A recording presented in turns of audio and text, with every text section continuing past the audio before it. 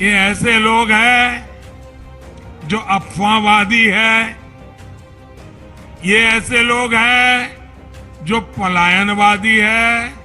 इतना ही नहीं, ये ऐसे लोग हैं जो घोर अंधविश्वासी भी हैं।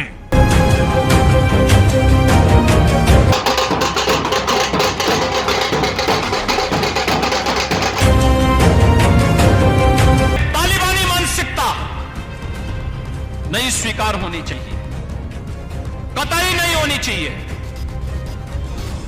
ये मध्य युग में समाज को ले जाने की कुत्सित चेष्टा है।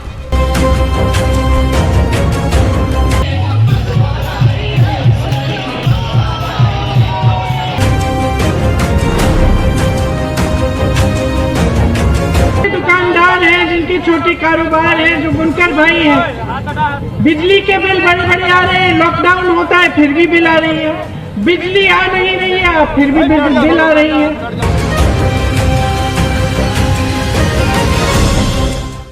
झुकना चुनाव में बहुत ज़रूरी है जनाब। ऐसे ही लोकतंत्र में जवाबदारी और सत्ता नहीं मिलती, ये कहावत है और जाहिर सी बात है ये देश की लोकतांत्रिक व्यवस्था पे भी लागू होता है।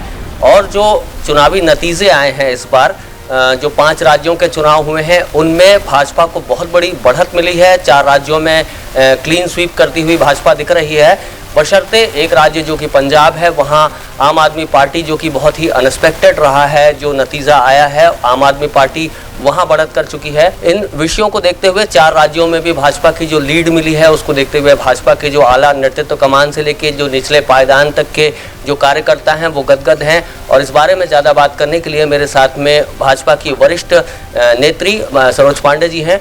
सरोज जी, ये जो भाजपा की जो जीत हुई है वो कैसा, उसको किस रूप में देख रही हैं?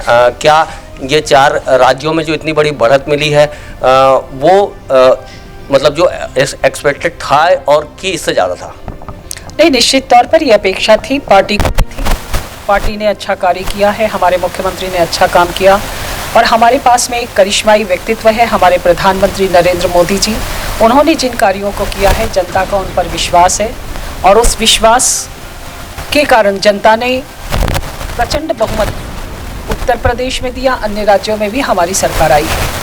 जिस तरह से जो यूपी में जो खास जो सीन देखने को मिल रहा था, जो समाजवादियों को एक तरह से संजोने की एक कोशिश की जा रही थी अखिलेश जी की पार्टी की ओर से, और जो उनको जवाब दिया जा रहा था योगी जी की ओर से लगातार कि 80 और 20% का जो मुकाबला रहेगा वो रहेगा। 80 बनाम 20 का होगा, 80% समर्थन एक तरफ होगा, 20% दूसरी तरफ होगा और मुझे लगता 80% सकारात्मक ऊर्जा के साथ आगे बढ़ेंगे। 20% हमेशा विरोध किए हैं, विरोध करेंगे, लेकिन सत्ता बीजेपी की आएगी। बीजेपी फिर सबका साथ सबके विकास के अभियान। तो क्या लगता है ये जो 80-20 का जो आंकड़ा है वो कहीं कारगर रह गया, या जो चुनावी कार्यशैली है या जो उनका पिछला 5 साल का कार्यकाल रहा है उसको देखते हुए, या फिर उनके चेहरे और व्यक्तित्व को, मोदी जी को देखते हुए उस व्यक्तित्व पे वोट हुआ? वोट में हमारे प्रधानमंत्री जी का बहुत बड़ा योगदान है। प्रधानमंत्री जी के व्यक्तित्व को देखकर लोगों ने वोट किया है। इसके साथ ही साथ मुख्यमंत्री के कामों को भी देखा, कानून व्यवस्था जिस प्रकार से वहाँ पर लागू हुई, जिस प्रकार से गरीबों के लिए जो योजनाएं थी वो योजनाओं का लाभ लोगों को मिला। कानून व्यवस्था में मातृशक्ति को जिस प्रकार से सशक्तिकरण की दिशा में उन्हें मजबूती मिली, उस सशक्तिकरण की दिशा की मजबूती को भी मातृशक्ति ने प्रचंड वोटों के साथ में तब्दील किया और मुझे लगता है ये परिणाम उसी के हैं। से उत्तराखंड के जो परिणाम आए हैं वहाँ भाजपा को लीड मिली है, लेकिन जो मुख्यमंत्री का चेहरा रहे हैं पुष्कर सिंह धामी साहब, वो बहुत बड़ी शिकस्त उनकी हुई है। तो इसको किस रूप में देख रहे हैं? वहाँ जो सीन बना है, जो जिसको देखते हुए जनता वहाँ वोट कर गई और बीजेपी को बढ़त दे गई, लेकिन जो एक प्रमुख चेहरा था बीजेपी का वो उनको हार का सामना करना पड़ा। कई बार बहुत सी सीटों पर वहाँ की वर्तमान जो स्थितियाँ होती हैं, परिस्थितियाँ होती हैं, उन परिस्थितियों के अनुसार वोट होते हैं और मुझे लगता है कि वहाँ पर हमने जो रणनीति बनाई है वो रणनीति में कहीं हम जिस मजबूती के साथ शायद उस रणनीति को धरातल पर नहीं उतार पाए हैं, लेकिन हमें उत्तराखंड में जनता ने आशीर्वाद दिया है। उत्तराखंड की जनता का भाजपा के साथ में विश्वास है, तो निश्चित तौर पर उस जगह पे कोई रणनीति तात्कालिक परिस्थितियों को लेकर रही होगी, मुझे वहाँ की बहुत जानकारी गहराई से नहीं है, लेकिन चुनाव में इस प्रकार की परिस्थितियों का निर्माण होता है। जिस तरह से जो पंजाब की जो फिगर्स आ रहे हैं उसमें आम आदमी पार्टी एक तरह से क्लीन स्वीप कर गई, और क्या लगता है कि जिस तरह से दिल्ली में उनकी सरकार चली आम आदमी पार्टी की, या जो भी सिनेरियो रहा उनका, उसको देखते हुए जनता वहां वोट कर गई और पंजाब में बहुत कम सीटों पे भाजपा को सिमटना पड़ा, और कांग्रेस की भी स्थिति बहुत खराब है पंजाब में। हमारा वोट प्रतिशत पहले से बढ़ा है। हम पहले अकाली दल के साथ गठबंधन में थे तो हमारा वोट प्रतिशत उस समय 8 था। हम आज अब वर्तमान में अकेले हैं, हमारा 6% है। तो हम बेहतर स्थिति में हैं, मत प्रतिशत बढ़ा है, लेकिन जो पंजाब में राजनीतिक परिस्थितियां थी वो हमारे अनुकूल नहीं थी। हमने अपनी बात को वहाँ पे लोगों को समझाने की कोशिश की। प्रधानमंत्री जी ने उनके हित के लिए जो कानून लाए, लेकिन लोगों ने उन्हें कई बार भ्रमित किया और वो भ्रम में पड़े। प्रधानमंत्री जी ने उनकी भावना का सम्मान करते हुए उसे वापस भी लिया, लेकिन हम अपनी बात को पहुंचा नहीं पाए, नीचे तक पहुंचा नहीं पाए। हमको लगता है कि वो उसका एक बड़ा कारण रहा है कि हम अपनी बातों को वहां तक नहीं रख पाए। हम कोशिश करेंगे कि हमारी बातों से वो रूबरू हों और हमारे जिन विषयों पर वो भ्रमित हैं वो भ्रम हम दूर कर सकें। कांग्रेस की बहुत बुरी स्थिति हुई है इस चुनाव में। जैसे कि जो टैगलाइन चलता था कांग्रेस के पार्टी का, जो प्रियंका जी की ओर से चलाया जाता था, लड़की हूँ लड़ सकती हूँ। अरे यार, जिसके बेरोजगार नौजवान हो हाथ उठाओ, दिखाओ जरा मोदी जी और योगी जी को। लेकिन उनकी जो स्टार प्रचारक थी उनका भी बहिर्गमन होना, और उसके बाद में जो स्थितियां बनी हैं आज कांग्रेस की, जो एक तरह से बोलना चाहिए 4 राज्यों में या 5 राज्यों में जिस तरह से पतन के तौर पे देखा जा रहा है, कांग्रेस की बहुत बुरी स्थिति हुई है एक राष्ट्रीय दल होते हुए, उसको किस रूप में देख रही हैं? क्या कारण थे जिसके कारण कांग्रेस की ये हालत हो रही है? कांग्रेस में जिन लोगों का विश्वास नहीं है, उनके नेतृत्व पर विश्वास नहीं है, नेतृत्व उनकी बातों को न समझ पाता है, न अपनी बात को उन्हें समझा पाता है। जो ये अविश्वास का वातावरण है वो लगातार बढ़ रहा है, और किसी भी राजनीतिक दल में अगर मजबूत नेतृत्व नहीं है, अपनी बात को कहने वाला मजबूत नेतृत्व जो जनता के बीच भी लोकप्रिय हो, वो नेतृत्व का अभाव है। उन्होंने जो नारा दिया लड़की हूँ लड़ सकती हूँ, तो भारत में और भारतीय संस्कृति में लड़कियाँ लड़ने के लिए नहीं होती हैं। भारत की संस्कृति में हमारे आंगन में बिटिया शोभा देती है, आंगन बिना उसके फलता फूलता नहीं है, तो बिटिया लड़ने की चीज़ नहीं है। ये नारा भी अजीब था। तो पहले जनता की बात को समझना, भारत की संस्कृति को समझना, और भारत की संस्कृति के साथ अपने आप को सामंजस्य बिठा के जब हम अपनी बात को कहते हैं, और कांग्रेस में इसका नितांत अभाव है। कांग्रेस जो भी निर्णय कर रही है वो तात्कालिक परिस्थितियों के अनुसार नहीं कर पा रही है। जातिगत समीकरण पे भी चुनाव को देखा जाता है। जो भी राजनीति के जानकार हैं वो जातिगत समीकरणों को भी बैठाते हैं किसी भी चुनाव में जीत हार से लेकर, और ये तमाम राष्ट्रीय दल करते भी हैं। जिस तरह से जो यूपी चुनाव में यादवों का और जो मुस्लिम बाहुल्य जो इलाके हैं या मुस्लिम वोटर्स हैं उनको लुभाने की कोशिश सभी दलों ने की। हालांकि उसमें बीजेपी का साफ स्टैंड था कि 80-20 का जो एक स्टैंड लिया था योगी जी ने वहाँ पर। तो जातिगत समीकरणों का कितना प्रभाव पड़ा इस चुनाव में? इस चुनाव में जातिवाद हारा है और ये बहुत स्पष्ट दिखाई देता है। हमने जाति की राजनीति नहीं की है, हमने विकास की राजनीति की है और विकासवाद जीता है। तो जातिवाद और विकासवाद में एक ये बड़ा अंतर था। विकासवाद जीता है, जातिवाद हारा है, परिवारवाद हारा है, और परिवारवाद पे लोगों का भरोसा नहीं है।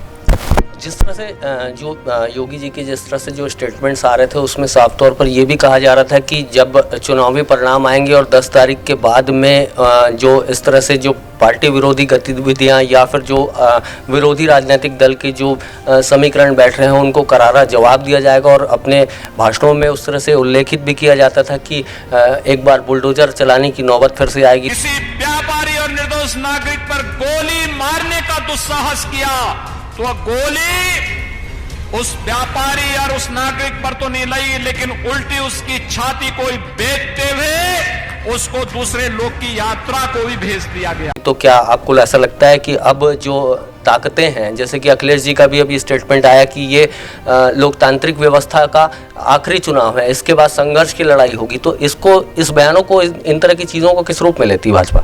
जो लोग परिवारवाद में फंसे रहे, जो लोग जातिवाद पर भरोसा करते रहे, वो बहुत बुरी तरह मात खाए हैं। बुलडोजर के विषय को भी उन्होंने जनता के बीच में भ्रमित करने का प्रयास किया कि हमने आतंक के लिए बुलडोजर का उपयोग किया है।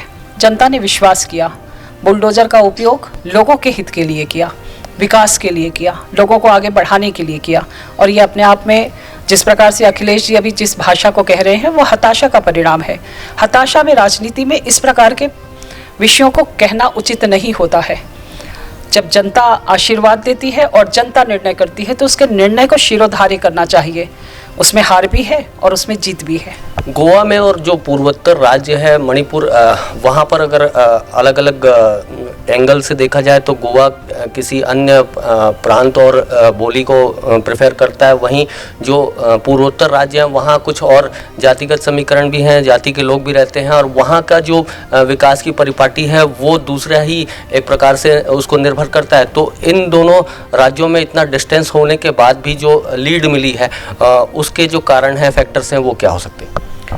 एक तो हमारे पास में सर्वमान्य नेता हैं और लोगों का, चाहे वो पूर्वोत्तर की बात हो या अन्य जगहों की, जनता का विश्वास हमारे नेता पर है, हमारे प्रधानमंत्री पर है और प्रधानमंत्री के ऊपर विश्वास होने के कारण आज भाजपा सर्वमान्य बन गई है।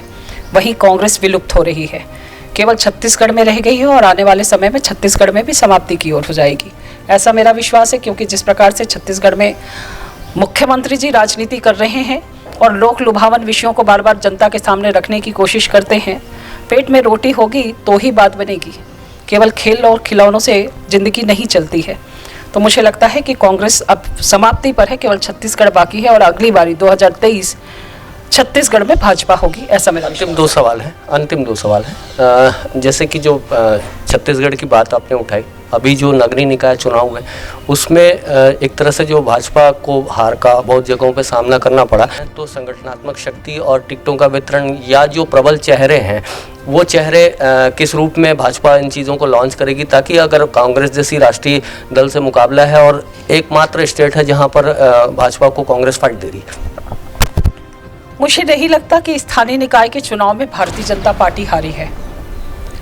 कांग्रेस की सरकार थी और कांग्रेस के लोग यहाँ पर जिस प्रकार से हमारे लोगों को जीते हुए प्रत्याशियों को चुनाव हराया गया, हम चुनाव हारे नहीं हैं, हमें हराया गया और इनके यहाँ पर इनकी चुनाव की निष्पक्षता पर मुझे संदेह है, भारतीय जनता पार्टी के प्रत्येक कार्यकर्ताओं को संदेह है और ये संदेह नहीं बल्कि हमारा विश्वास है।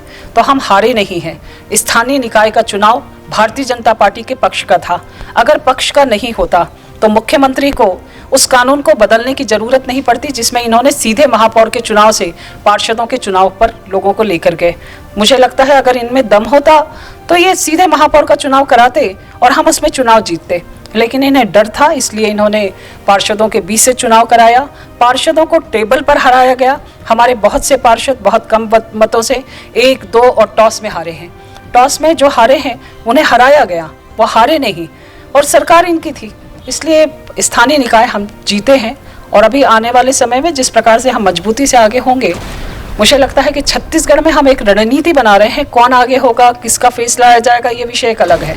पार्टी पूरी तौर पर परिवार के साथ में लड़ती है और हम अपने कार्यकर्ताओं के दम पर आने वाले समय में चुनाव पे सवाल और ऐड कर दें इसमें, जैसे जो आम आदमी पार्टी का जो अभी एक ग्राफ बढ़ा है एक तरह से, जैसे दिल्ली से लेकर अभी जो स्थितियां बन रही हैं वो चुनाव सामने देखने को मिले, पंजाब में बहुत अच्छी लीड मिली है, इसको किस रूप में देख रही हैं? क्या आम आदमी पार्टी की जो स्ट्रेटजी है, केजरीवाल जी की जो एक लॉन्चिंग है वो काम आ रही है, या फिर कोई छद्म चेहरा है जिसके राजनीति के पीछे जनता उन चीज़ों को समझकर या नासमझी में वोट कर दे रही है? आपको मतलब इस विषय पे भाजपा का स्टैंड क्या? आप पार्टी आगे बढ़ी है, 2 राज्यों में उनकी सरकार बन गई है, यह विषय गंभीर है और इस विषय की गंभीरता को समझना चाहिए। मुझे लगता है कि इस पर विचार करने की ज़रूरत है। आप पार्टी राष्ट्र के साथ चलने वाली, राष्ट्रवाद को मानने वाली पार्टी है, ऐसा मैं नहीं मानती।